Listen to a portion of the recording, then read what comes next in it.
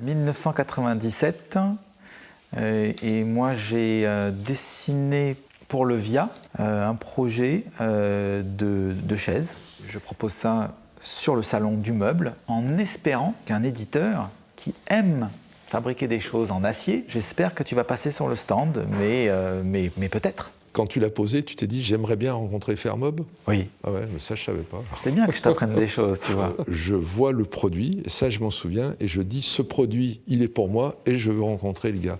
J'ai dit « voilà, il a compris nos partis pris et ce que veut dire la simplicité ». Donc ce qui est assez génial, c'est qu'on peut faire, ça peut être confortable avec un fil en fait. Mais il faut que ce fil, il faut vraiment bien l'étudier. Et ça c'est toujours assez étonnant. Et donc avec peu de matière, on peut être en fin de compte extrêmement confortable. Mais ça c'est positionné au millimètre. La chaise c'est tout simple, hein, c'est ça en fait. C'est cette pente-là. Donc habituellement on met 2 voire 3 degrés, mais on s'arrête là parce qu'on n'est pas bien si on est un peu trop en avant. Mais comme ça glisse, voilà, j'en ai profité. Et c'est ce qui fait le dessin en fait. Donc de cette petite pente un tout petit peu plus forte. Et puis, bon, ça c'est une chaise, je le vois, c'est une chaise qu'on a envie de caresser. Il n'y a pas beaucoup de chaises qu'on a envie de caresser. Mais je ne suis pas un fétichiste de la chaise, mais néanmoins. Ah bah oui, bah si, quand même, on les fait. Attends. La chaise Facto, on peut se dire que son dessin est simple, qu'il peut être tout simplement fait par un artisan. Eh bien, quand on le regarde de près, en fait, non. Il faut un outillage, il y a un petit emboutissage, il y a des éléments comme ça que seul l'industriel va apporter. On avait au départ, et tu te souviens, oui, on a du tube de 16 mm, mais qui nous obligeait, pour que ça ne brille pas, que ça tienne, à avoir une plus grosse épaisseur. Et nous, ça le rendait délicat, voire impossible à travailler correctement sur les rayons. On avait un peu forcé en disant qu'il faut tenter avec 2 mm de plus, et finalement… elle est mieux. La création industrielle, elle a une responsabilité et un devoir, c'est ce que tu dis, c'est effectivement une diffusion élargie.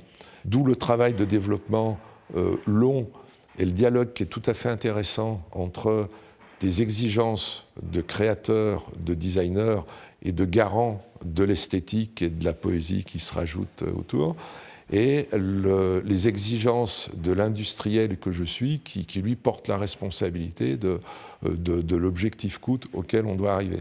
Tu aurais pu dire, il n'en est pas question, ça s'arrête là, il faut voir, et finalement on n'a pas été mécontent du résultat, donc c'est le déplacement subtil sur le curseur qui se fait dans le dialogue entre le designer et l'industriel. Alors là, vous avez changé quelque chose dessous, parce qu'avant, tu te rappelles, on avait une petite tôle, et ça, vous l'avez enlevé? Alors, en fait, je pense, normalement, on doit avoir là-dessous des sortes de petits scotch amortissants, alors qu'à l'époque, on devait rajouter ça après. Et oui, après. Donc, je viens de découvrir une amélioration du produit. Oui, alors sur laquelle on a pris la liberté de ne pas consulter le designer, ça ne remettait pas en cause la structure Au contraire, c'est mieux.